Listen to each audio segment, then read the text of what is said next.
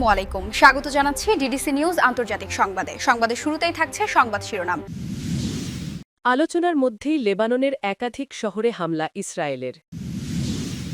নতুন আতমাদ ক্ষেপণাস্ত্র উন্মোচন, আতঙ্কে ইসরায়েল, মধ্যপ্রাচ্যে বাড়ছে উত্তেজনা। ইসরায়েলকে অংশগ্রহণের অনুমতি দেওয়ায় ইউরোভিশন বয়কটের ডাক 4 দেশের। গাজা যুদ্ধবিরতি দ্বিতীয় ধাপ শুরুর ঘোষণা দিতে চায় যুক্তরাষ্ট্র। সেনাবাহিনীর তোপে ইমরান খান, পাকিস্তান জুড়ে উত্তেজনা। মোদির সঙ্গে কার্যকর বৈঠক হয়েছে, জানালেন পুতিন। এতক্ষণ দেখছিলেন সংবাদ শিরোনাম, এখন জানাবো বিস্তারিত। আলোচনার মধ্যেই লেবাননের একাধিক শহরে হামলা ইসরায়েলের। যুদ্ধবিরতি লঙ্ঘন করে লেবাননে আবারও হামলা চালিয়েছে ইসরায়েল। আজ ভোরে দক্ষিণ লেবাননের অন্তত 3টি শহরে বিমান হামলা চালানো হয়েছে। এতে কিছু ভবন ক্ষতিগ্রস্ত হলেও হতাহতের খবর পাওয়া যায়নি। খবর আল জাজিরার। বিবিসি জানিয়েছে, কয়েক দশকের মধ্যে ইসরায়েল এবং লেবাননের মধ্যে প্রথম সরাসরি আলোচনার একদিনেরও কম সময়ের মধ্যে ইসরায়েলি সেনাবাহিনী নতুন করে বিমান হামলা চালায়। ইসরায়েলি সামরিক বাহিনীর মুখপাত্র আভিজে আদ্রেই জেবা ও আল মাজদালের বাসিন্দাদের শহর খালি করার নির্দেশনা জারির ঘণ্টাখানিক পরই হামলা শুরু হয়। সামাজিক যোগাযোগ মাধ্যম এক্সে প্রকাশিত এক পোস্টে আল মাজদালে ও বারাচিতের কয়েকটি ভবনকে লক্ষ্যবস্তু হিসেবে চিহ্নিত করে মানচিত্র প্রকাশ করেন আদ্রেই।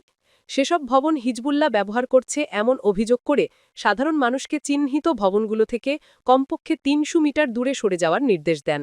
যেসব স্থান লক্ষ্যতে হামলা চালানো হয়েছে তা হল মাহরুনা নামে একটি ছোট কৃষিভিত্তিক গ্রাম, লিতানি নদীর দক্ষিণে টায়ারের আল মাজদালে, লিতানি নদীর উত্তরে এবং বৈরুত থেকে 64 কিলোমিটার দূরে অবস্থিত নাবাতিয়ার জেবা এবং বৈরুত থেকে প্রায় 80 কিলোমিটার দূরে নাবাতিয়া এবং বিন্ত জেবিলের মধ্যে অবস্থিত একটি বৃহৎ পাহাড়ি শহর বারাচিতে। লেবাননের ন্যাশনাল নিউজ এজেন্সি জানিয়েছে, হামলায় জেবার জনবহুল আবাসিক এলাকায় একটি ভবন ধ্বংস এবং আশেপাশের স্থাপনাগুলো ক্ষতিগ্রস্ত হয়েছে।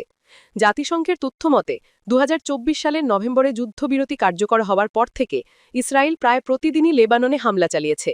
এসব হামলায় এখন পর্যন্ত 300 জনের বেশি মানুষ নিহত হয়েছেন। এর মধ্যে অন্তত 127 জনই বেসামরিক তথা নিরস্ত্র। আল জাজিরার প্রতিবেদনে বলা হয়, এবারের হামলার সময়টি গুরুত্বপূর্ণ, কারণ দুই দেশের মধ্যে চলমান সংকট নিয়ে লেবাননের সঙ্গে আলোচনার একদিন পরেই ইসরায়েল ফের দেশটিতে হামলা চালাল। নতুন আতমাদ ক্ষেপণাস্ত্র উন্মোচন, আতঙ্কে ইসরায়েল, মধ্যপ্রাচ্যে বাড়ছে উত্তেজনা। মধ্যপ্রাচ্যের পরিস্থিতি আবারও উত্তপ্ত। ইরানের হাতে এসেছে এমন এক অস্ত্র যা নিয়ে কপালে চিন্তার ভাঁজ পড়েছে তাদের চিরশত্রু ইসরায়েলের। সম্প্রতি ইরান আনুষ্ঠানিকভাবে তাদের নতুন ব্যালিস্টিক ক্ষেপণাস্ত্র আতমাদকে উন্মোচন করেছে, ফার্সি ভাষায় যার অর্থ আস্থা। ইরানের প্রতিরক্ষা মন্ত্রণালয়ের তৈরি সর্বশেষ ব্যালিস্টিক ক্ষেপণাস্ত্র আতমাদ। তেহরানে আয়োজিত এক অনুষ্ঠানে এই অস্ত্রের উদ্বোধন করেন প্রেসিডেন্ট ড. Masoud Pezeshkian. রাষ্ট্রীয় টেলিভিশনে প্রকাশিত রিপোর্টের অনুযায়ী এই ক্ষেপণাস্ত্রের সর্বোচ্চ পাল্লা প্রায় 1700 কিলোমিটার।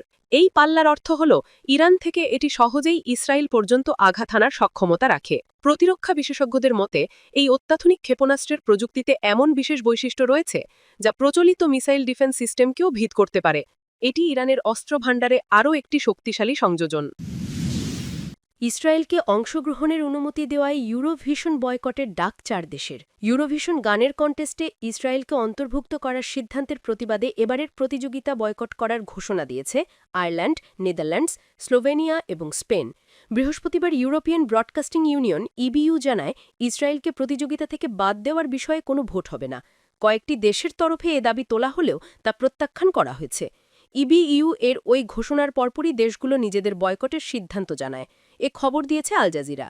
এতে বলা হয়, ইসরায়েলকে কন্টেস্টে জায়গা দেওয়া গাজায় ফিলিস্তিনিদের উপর চালানো গণহত্যাকে প্রশ্রয় দেওয়ার শামিল বলে মনে করছে বিরোধিতাকারী দেশগুলো।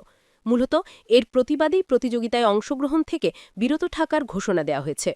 উল্লেখ্য, যুক্তরাষ্ট্রের মধ্যস্থতায় যুদ্ধবিরতি হলেও এখনও বিচ্ছিন্নভাবে গাজায় হামলা অব্যাহত রেখেছে ইসরায়েল।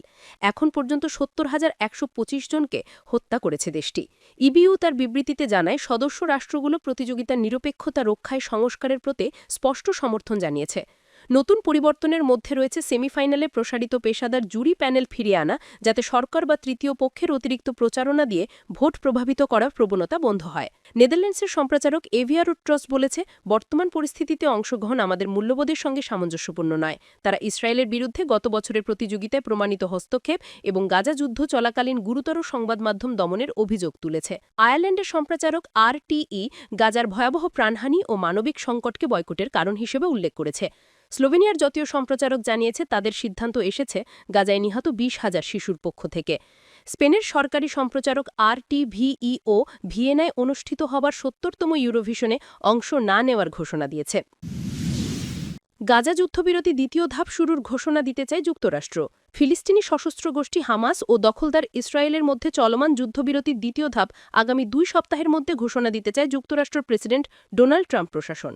সংবাদ মাধ্যম টাইমস অফ ইসরায়েল শুক্রবার 5ই ডিসেম্বর জানিয়েছে, 2 মাস আগে হওয়া ভঙ্গুর যুদ্ধবিরতি অক্ষুণ্ণ রাখতে চায় যুক্তরাষ্ট্র।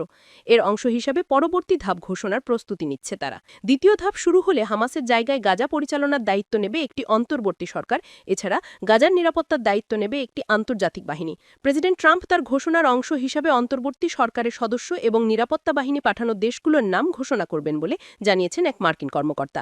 কারা কারা এতে যোগ দেবে এ নিয়ে এখনও কাজ চলছে। ধারণা করা হচ্ছে এই বছরের শেষের দিকে নতুন সরকার গঠন নিয়ে ঘোষণা আসতে পারে। তবে এর আগে বিষয়টি চূড়ান্ত হবে না, কারণ হামাস কিভাবে সরকার পরিচালনার দায়িত্ব হস্তান্তর এবং অস্ত্র জমা দেবে এই ব্যাপারে কাতার এবং মিশরের মতো মধ্যস্থতাকারী দেশগুলোর সঙ্গে তাদের আলোচনা চলছে। হামাস স্পষ্ট করেছে, ফিলিস্তিনি টেকনোক্র্যাটদের নিয়ে গঠিত অন্তর্বর্তী সরকারের হাতে তারা ক্ষমতা ছাড়তে রাজি আছে, কিন্তু ট্রাম্পের ঘোষিত বোর্ড অফ পিসের কাছে ক্ষমতা হস্তান্তর করবে না। এই বোর্ড অফ পিসে পূর্বতন ব্রিটিশ প্রধানমন্ত্রী টনি ব্লেয়ারের সহ বেশ কয়েকজন বিতর্কিত ব্যক্তির নাম শোনা গেছে। 2 মাস আগে যুদ্ধবিরতি হওয়ার পর হামাস অনেকটা নীরবে আবারও গাজার নিয়ন্ত্রণ নিজেদের কাছে নিয়েছে। এছাড়া হামাস জানিয়েছে, তারা কখনো রক্ষণাত্মক অস্ত্র জমা দেবে না, কারণ যেহেতু ফিলিস্তিনি ভূখণ্ডে ইসরায়েলি দখলদারিত্ব রয়েছে, তাই এই ধরনের অস্ত্র রাখা তাদের অধিকার। সেনাবাহিনীর তোপে ইমরান খান, পাকিস্তান জুড়ে উত্তেজনা। পাকিস্তানের আন্তঃবিভাগীয় জনসংযোগ পরিদপ্তরের মহাপরিচালক লেফটেন্যান্ট জেনারেল আহমেদ শরীফ চৌধুরী শুক্রবার কারাবন্দী পিটিআই পাকিস্তান তেহরিকে ইনসাফ প্রতিষ্ঠাতা ইমরান খানের উপর ক্ষোভ প্রকাশ করেছেন। তিনি বলেছেন, ইমরান খান যে সেনাবাহিনী বিরোধী বক্তব্য তৈরি ও প্রচার করছেন তা এখন আর রাজনীতির মধ্যে সীমাবদ্ধ নয়, বরং তা জাতীয় নিরাপত্তার জন্য হুমকি হয়ে দাঁড়িয়েছে। রাওয়ালপিন্ডিতে সংবাদ সম্মেলনে বলেছেন, তিনি যে জাতীয় নিরাপত্তা হুমকি সম্পর্কে বলছেন তা নিয়ে সামরিক বাহিনীর হস্তক্ষেপ করা জরুরি হয়ে পড়েছে। লেফটেন্যান্ট জেনারেল শরীফ বলেন, সেই হুমকি এমন এক বিভ্রান্তিকর মানসিকতার এক বিভ্রান্ত মানুষের কাছ থেকে আসছে যে নিজের অহংকারের কাছে বন্দী হয়ে আছে। তার কাছে পাকিস্তানের রাষ্ট্রের চেয়ে তার ব্যক্তিগত ইচ্ছাই বড়। DGISPR বলেন, ওই ব্যক্তি যে বক্তব্য সামনে আনছেন তা এখন আর রাজনীতি নয়, বরং জাতীয় নিরাপত্তার বিষয়। সামরিক বাহিনীর মিডিয়া শাখা হিসাবে তাদের জন্য সব অস্পষ্টতা এবং সন্দেহ দূর করা খুবই জরুরি ছিল। শরীফ বলেন, সশস্ত্র বাহিনী কোনো জাতিগোষ্ঠী, ভাষা, ধর্মীয় প্রবণতা বা রাজনৈতিক চিন্তাধারার প্রতিনিধিত্ব করে না। তারা পাকিস্তানের জনগণের জন্য, পাকিস্তানের অখণ্ডতার জন্য লড়াই করেন এবং প্রাণ দেন। তিনি হুঁশিয়ারি দেন, কেউ যদি তার অহংকার, বিভ্রান্তিকর মানসিকতা এবং আত্মপ্রেমী চিন্তাধারার জন্য সশস্ত্র বাহিনী এবং তার নেতৃত্বের উপর আক্রমণ করে, তাহলে তারাও কড়া জবাব দেবেন। তিনি রাজনৈতিক দলগুলোকে অনুরোধ করেন যেন তারা সশস্ত্র বাহিনীকে তাদের রাজনীতি থেকে দূরে রাখেন। তিনি আরও প্রশ্ন তোলেন, একজন সাজাপ্রাপ্ত ব্যক্তির সাথে দেখা করে কিভাবে দেশের সশস্ত্র বাহিনী এবং তার নেতৃত্বের বিরুদ্ধে ক্রমাগত বক্তব্য তৈরি করা যায়, যা কোনো আইন, সংবিধান বা নিয়মের অধীনেই অনুমোদিত নয়। তিনি যদিও ইমরানের নাম উল্লেখ করেননি, তবে তার বক্তব্য প্রমাণ করতে ইমরানের সেনাবাহিনী বিরোধী টুইটগুলির একটি ভিডিও ক্লিপ দেখান। তিনি অভিযোগ করেন, বাইরে থেকে পরিচালিত অন্যান্য ট্রোল অ্যাকাউন্ট এ বক্তব্য ভাইরাল করতে জড়িত। ভারতীয় মিডিয়া এবং রয়ের সাথে যুক্ত অ্যাকাউন্টগুলো এতে সক্রিয়ভাবে অংশগ্রহণ করছে। মোদির সঙ্গে কার্যকর বৈঠক হয়েছে, জানিয়েছেন পুতিন। ভারতের প্রধানমন্ত্রী নরেন্দ্র মোদির সঙ্গে বৈঠককে কার্যকর বলে উল্লেখ করেছেন রাশিয়ান প্রেসিডেন্ট ভ্লাদিমির পুতিন। শুক্রবার নয়াদিল্লিতে রাষ্ট্রপ্রধানের বৈঠকের পর এক যৌথ বিবৃতিতে এ তথ্য জানান তিনি। পুতিন বলেন, রাশিয়া ভারত আলোচনা গঠনমূলক এবং বন্ধুত্বপূর্ণ পরিবেশে অনুষ্ঠিত হয়েছে, যা ভারতের অতীত অংশীদারিত্বকে প্রতিফলিত করে। রুশ প্রেসিডেন্ট বলেন, ভারতীয় সহকর্মীদের সঙ্গে আলোচনা সভা এবং গতকাল সন্ধ্যায় মোদির সঙ্গে ব্যক্তিগত মধ্যভোজনে অত্যন্ত কার্যকর অবস্থা হয়েছে। তিনি মধ্যভোজনের জন্য মোদিকে ধন্যবাদ জানান এবং এটিকে একটি চিন্তাশীল পদক্ষেপ হিসেবে অভিহিত করেন।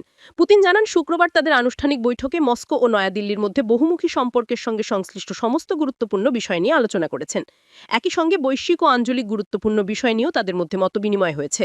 রাশিয়ান নেতা জানান, তিনিও ভারতের প্রধানমন্ত্রীর মধ্যে ঘনিষ্ঠ ব্যবসায়িক ও ব্যক্তিগত সম্পর্ক রয়েছে। চলতি বছরের সেপ্টেম্বরে সাক্ষাতের কথা উল্লেখ করে বলেন, আমরা নিয়মিত ফোনেও কথা বলি। রাশিয়া ভারত সহযোগিতার সব ধরনের কৌশলগত উন্নয়ন এবং গুরুত্বপূর্ণ দ্বিপাক্ষিক প্রকল্পের বাস্তবায়ন ব্যক্তিগতভাবে নিয়মিতভাবে পর্যবেক্ষণ করি।